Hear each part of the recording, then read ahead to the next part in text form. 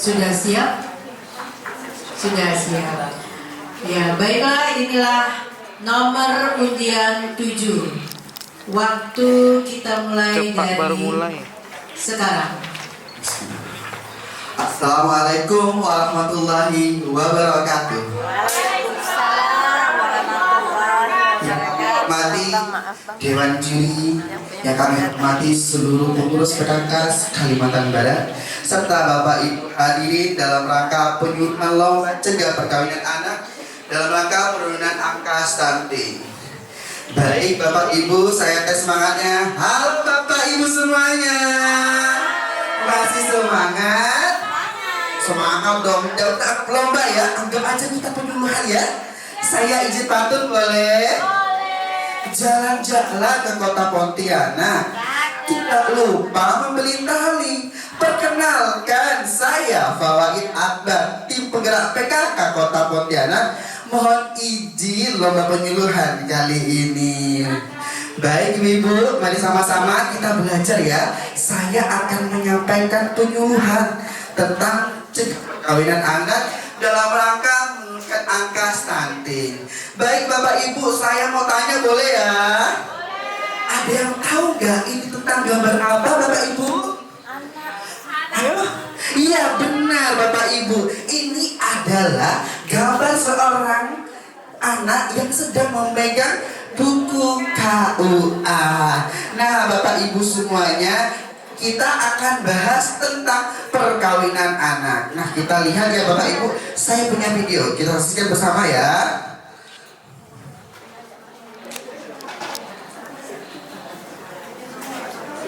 Ini adalah fenomena aplikator salah satu dari sekian banyak persoalan yang Viral di media sosial seksual di umum wilayah Banten, Sulawesi Selatan.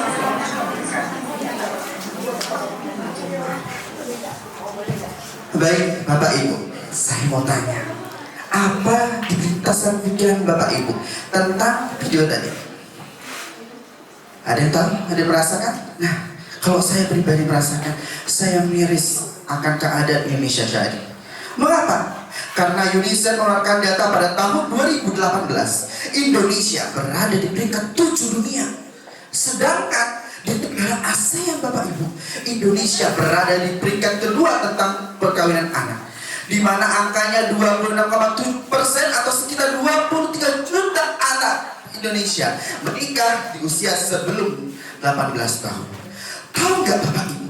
1 di antara 9 anak perempuan usia 20 sampai 24 tahun itu berstatus kawin sebelum usia 18 tahun Bapak Ibu. Bayangkan, ini sangat miris. Akan tetapi kita apresiasi pemerintah Indonesia karena pada tahun 2021 angka kasus dispensasi perkawinan anak itu ada 65.000 kasus, sedangkan tahun 2022 itu turun menjadi 55.000 kasus. Kita berharap terus melandai, akhirnya tidak ada perkawinan anak. Lantas bagaimana dengan angka perkawinan anak di Kalimantan Barat?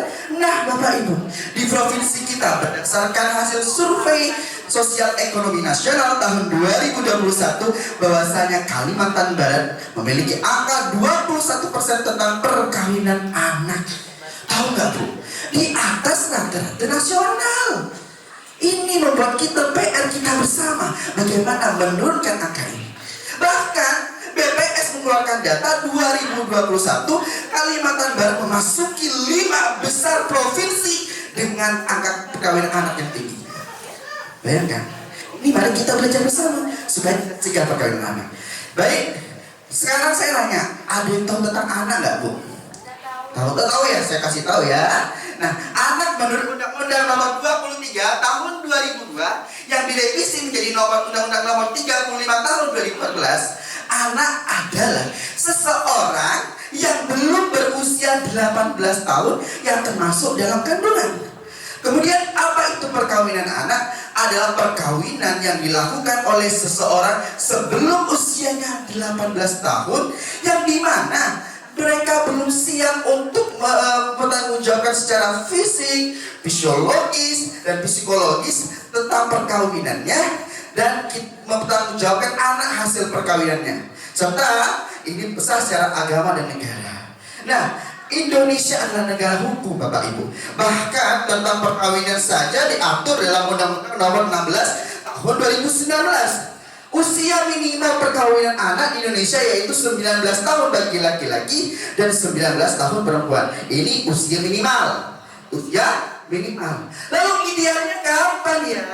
Nah, idealnya menurut BKKBN usia idealnya untuk laki-laki itu 20 tahun dan untuk perempuan adalah 21 tahun.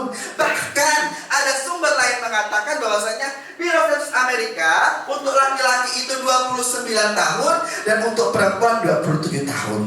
Nah, Bapak Ibu semuanya, semangat kasih Bu, saya pengen dengar semangatnya. Halo. Gitu dong Bu ya. Nah, ada faktor penyebabnya untuk perkawinan anak. Ada 4, Bapak Ibu. Yang pertama kemiskinan, yang kedua rendahnya tingkat pendidikan, yang ketiga kehamilan yang tidak diinginkan, yang keempat adalah budaya. Di antara 4 faktor ini Bapak Ibu, yang paling terjadi saat ini adalah kehamilan yang tidak diinginkan. Kenapa demikian? Karena saat ini Bapak Ibu, dari data yang saya dapat, yang mengajukan dispensasi karena kebanyakan hamil di luar nikah, married by accident. Kenapa? Karena pergaulan bebas yang saat ini maraknya luar biasa. Saya sering ketemu konsultasi sama anak-anak, mereka ternyata anak SD sudah melakukan hubungan seksual, bahkan terkena infeksi menular seksual. Sangat miris. Bahkan pun di puskesmas mereka minta surat cantik pun banyak mereka masih usia anak-anak. Ini miris karena sudah hamil duluan. Lantas apa dampaknya bagi perkawinan anak? Ada 3 dampak yang akan kita bahas. Yang pertama dampak pendidikan ya Bapak Ibu. Nah, seseorang anak remaja yang menikah itu resikonya 4 kali lebih banyak putus sekolah. Karena apa? Karena mikir rumah tangga, tidak mikir lagi untuk belajar.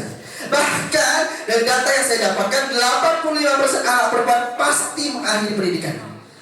Kemudian dampak secara psikologis bagaimana? Mereka mudah KDRT. Didapatkan data bahwasanya 41% bagi anak perempuan itu dia anggap biasa deh KDRT itu. Kemudian mereka rentan depresi secara psikologis. Kenapa? Belum siap ngasuh anak. Nah ini yang harus kita pikirkan dampaknya. Kemudian dampak yang paling penting juga adalah dampak kesehatan. Nah kita bahas. Pertama, meningkatkan angka kematian ibu. Kenapa kok bisa ibunya kematiannya meningkat? Karena seorang remaja belum siap kesehatan reproduksinya untuk melahirkan. Rentan 4-5 kali untuk perdarahan pasca persalinan.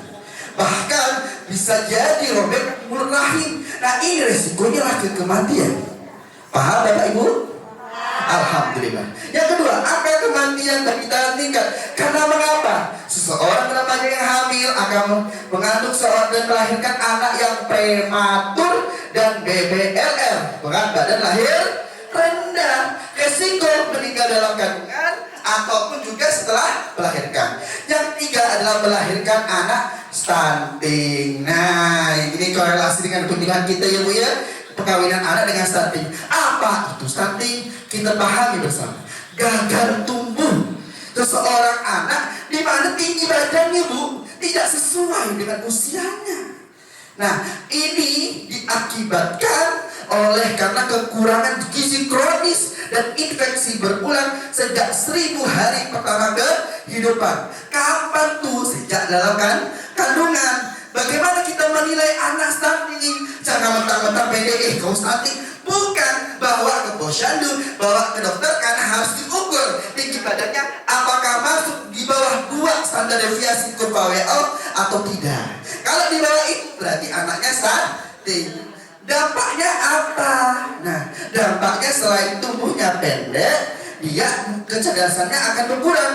Dalam sebuah penelitian, IQ anak stunting itu kurang 10 poin dari anak yang biasa. Ini miris, kenapa?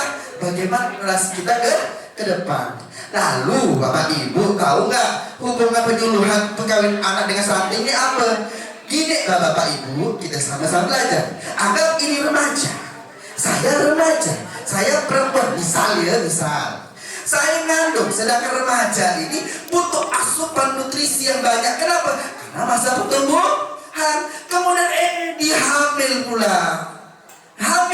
Nah di saat itu gizinya dibagi dengan anak-anaknya yang dalam kandungan. Anak banyak benar ya. Anaknya dalam kandungan. Nah di saat itu resiko anak kekurangan nutrisi dalam kandungan, sehingga bisa menyebabkan gagal tumbuh di dalam kandungan, bahkan melahirkan nantinya kekurangan nutrisi terjadi stunting. Sudah paham korelasinya, hubungannya perkawinan anak dan stunting Bapak Ibu? Paham? Alhamdulillah, berarti manfaat saya penyuluhan hari ini. Lalu bagaimana? Ada 4 solusi Bapak Ibu supaya kita cegah perkawinan ini. Yang pertama adalah dalam kemiskinan. Kita tingkatkan keterampilan anak-anak remaja kita dengan soft skill, ditingkatkan pendidikan wirausaha, ya, supaya mereka produktif waktunya dan mereka mapan sejak ini. Kemudian yang kedua adalah memberikan edukasi kepada orang tua. Supaya apa? Pentingnya pendidikan anak dan wajib belajar 12 tahun. Ini penting. Bilang sama tetangga kita, Bu, sekolahkan anak kamu. Sekarang udah wajib belajar 12 tahun dan sekarang banyak beasiswa untuk kuliah. Yang ketiga adalah memberikan pendidikan agama dan pendidikan akhlak. Karena kita tahu saat ini Bapak Ibu miris, era globalisasi yang begitu tajam, banyak remaja yang mereka rentan untuk pergaulan bebas, akhirnya hamil di luar nikah. Kita berharap dengan pendidikan agama mereka menghindari hal-hal tersebut. Kemudian yang keempat adalah memberikan edukasi tentang kesehatan reproduksi, ya. Kesehatan reproduksi penting. Kita sosialisasi, Bapak Ibu, kasihan anak-anaknya, harus berikan hak untuk tidak mendapatkan kekerasan seksual. Kita berikan usia yang minimal. Edukatif, karena kebanyakan pemahaman tradisi mereka seperti itu. Nah, baik Bapak Ibu, dari 4 ini mudah-mudahan saya berharap balik dari sini kita bisa terapkan. Siap terapkan solusi ini? Ya. Alhamdulillah. Sekarang sebelum menutup, saya berharap slogan ya Bapak Ibu, ketika saya bilang cepat, yes, generasi emas Indonesia bisa. Siap Bapak Ibu? Ya. Cepat, yes, generasi emas Indonesia bisa. Saya Pak Akbar, mohon diri, mohon maaf atas segala. Assalamualaikum warahmatullahi wabarakatuh.